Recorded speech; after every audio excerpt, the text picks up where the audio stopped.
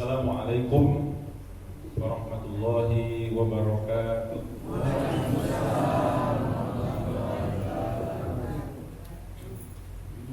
Alhamdulillah, alhamdulillahilladzi ahyana ba'dama amatana wa ilaihi nusyur.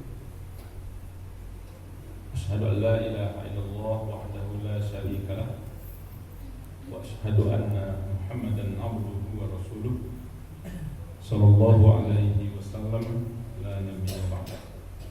Rabbi shrah li sadri wa yassir li amri wahlul 'uqdatam min lisani yafqahu qawli. Amma ba'du. Yang saya hormati pengurus masjid Mushola Al-Ikhlas, terusnya para pemuka masyarakat, alim ulama, jadi pandai, para pemuda, termasuk para penerus, generasi penerus, cuma ada para nampak ya, anak-anak kami yang alhamdulillah hadir pada subuh ini. Pertama-tama kita selaku orang beragama memanjatkan puji syukur kepada Allah Subhanahu wa taala. Masih diberikan oleh Allah kesempatan hidup, bangun pada pagi ini dalam keadaan sehat walafiat. Itu tanda oleh sehatnya kalau yo kamu sholat melangkahkan kaki, mengayunkan tangan. Kok jago lalu tadi lain rasa badan, mungkin nak kalau melangkahkan kaki dan mengayunkan tangan menuju musola. Alhamdulillah atas rahmat dan karunia Allah itu kita bersyukur. Semoga Allah menambah dan menambah terus nikmatnya kepada kita. Selawat dengan salam tidak pula lupa-lupanya kita sampaikan kepada Nabi besar kita, Nabi Muhammad sallallahu alaihi wasallam. Kita bacakan Allahumma sholli ala Muhammad wa ala ali Muhammad. Mengawali ceramah dalam rangka subuh mubarakah, sebuah kegiatan yang menjadi program di berbagai kota, di berbagai daerah hari ini dengan berbagai nama. Di Padang namanya subuh mubarakah. Nama itu serahkan nanti, yang penting gawat isinya. Maka untuk mengawali ceramah subuh ini saya bacakan dua dalil. Yang pertama dari ayat surat At-Taubah ayat 18. A'udzubillahi minasyaitonirrajim. Bismillahirrahmanirrahim. Innama ya'muru masajidallahi man amana billahi wal yawmil akhir wa aqamas shalah wa ataz zakah wa lam yakhsha illallah fa'asa ulaika ayyakunu minal muhtadin. Artinya, hanya sesungguhnya, hanyalah yang akan memakmurkan rumah-rumah Allah itu orang yang pertama beriman kepada Allah, yang kedua beriman kepada hari akhir, yang ketiga mendirikan sholat, yang keempat membayar zakat, yang kelima tidak takut kecuali hanya kepada Allah. Mudah-mudahan orang-orang seperti itu, itulah yang akan mendapat petunjuk. Itu dalil pertama. Dalil kedua, hadis Rasulullah SAW. Rasul bersabda, "Idza ra'aitumur rajulu ya'tadul masajid fashhadu lahu bil iman." Apabila kamu melihat seseorang selalu atau rajin datang ke masjid, ke rumah-rumah Allah, maka bersaksilah kamu, itulah ciri-ciri orang beriman. Maha benar Allah dengan segala firman-Nya. Bapak Ibu, pagi ini saya berterima kasih mendapat diberi kehormatan untuk berceramah. Sebenarnya di depan gurunya di luar apa? Risiko baru masuk dan ditakdirkan oleh Allah mungkin akan tinggal sekomplek mulai dari kini dan seterusnya. Kalau beliau Ambo kini tinggal di komplek perumahan yang baru Sang Surya di Botaro. Kalau belok kiri menuju Ruko kan ada perumahan baru di tepi jalan sebelah Solo. Alun Memplang, alun Gerbang.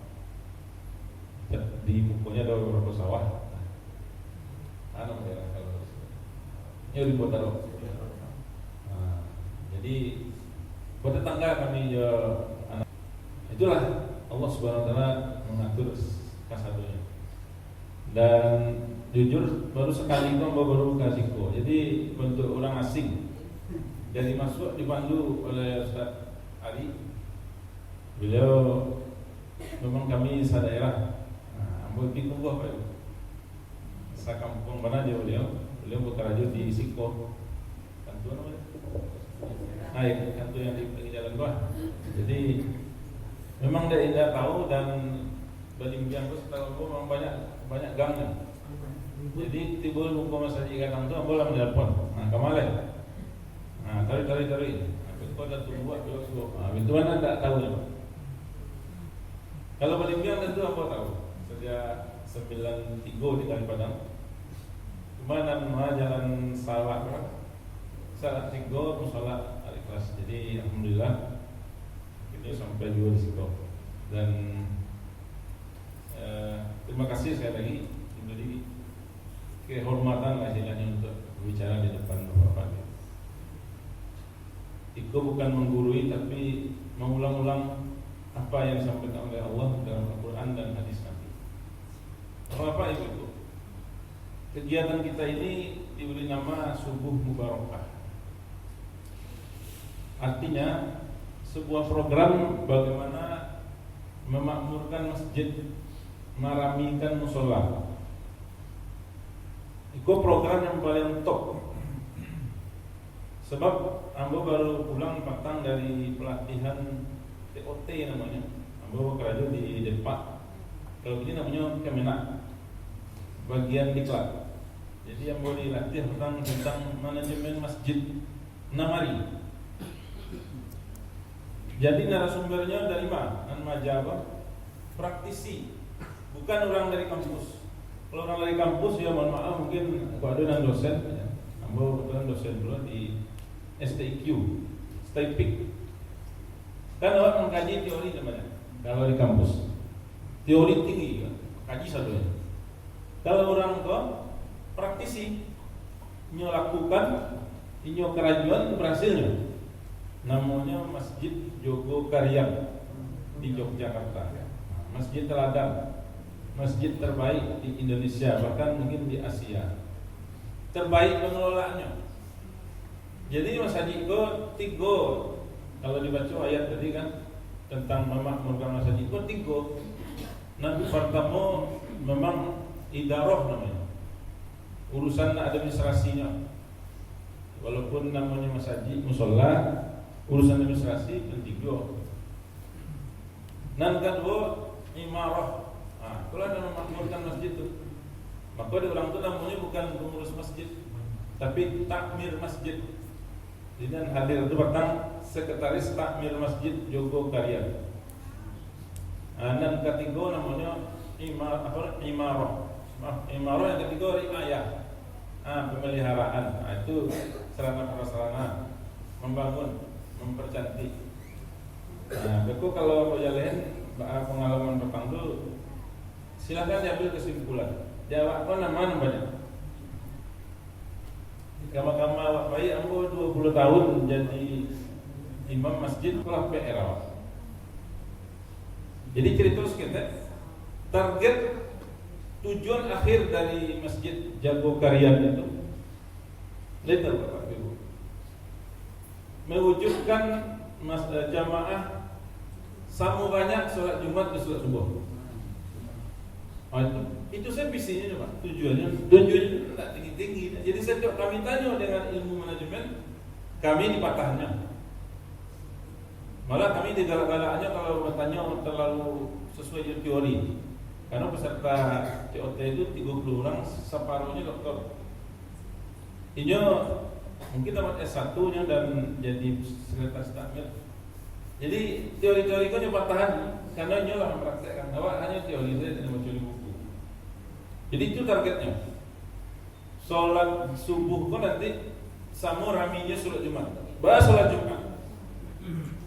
Tak tertampung oleh masjid, ditambah lagi keluar. Ada tampung. Adunya nanti agak di pintu. Lah ada sholat subuh begitu. Ini pun belum berhasil, tapi ini hampir berhasil. Dari foto-foto yang ditayangnya itu,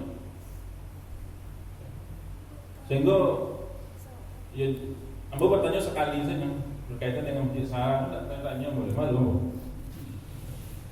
Sekali saya bertanya Pak, Anda mau tanya gini, bagi masjid Jago Karian, jadi ikut pengalaman dibagi bisa dapat. Pengurus masjid tuh resiko untuk pengurus musola paling banyak 2 kali periodenya. Jadi bukan bangun di masjid Sahara seumur hidup. Setiap ketua itu seumur hidup. Kalau masih hidupnya lagi sehat dia juga ketua. Jadi ambo sekali disuruh tanya itu dia ambo. Cik ambo tanya itu awak salahnya satunya. Ambo tanya begini, buat kok 2 periode Pak Ustaz di Jogokarian. Sudah itu ada. Sudah itu kami putar. Kok selama itu ketua kami naikkan ke pembina. Kalau selama itu sekretaris kami putar ke biro pembangunan. Dan pertama penyegaran istilah orang kan dua ini. Rotasi mutasi. Dan kedua kalau terlalu lama di situ misalnya mengurus keuangan, pokok terjadi yang tidak susah sama resiko. Kalau ada pindahan kan harus ada yang timbang terima. Masjid Ambo masih syarat tuh, masjid Ambo sampai kini Ambo masih pengurus seksi dakwah. Wajib sekali seminggu dari Limbo Tarok mengisi ceramah di situ. Subuh Jumat ganjil, salat sajadah sekali. Itu sampai kini masih di kerajaan Pak. Kuampet lah Pak itu dari Limbo Tarok kan jauh. Apa nama pasir. Jadi tidak sama sampai masa Ambo di situ pengurusnya. Ya kalau lainnya sehat juga, ini urus tadi. Kalau meninggal itu. Oleh karena itu banyak yang harus pelajari dari Masjid Jogokarian.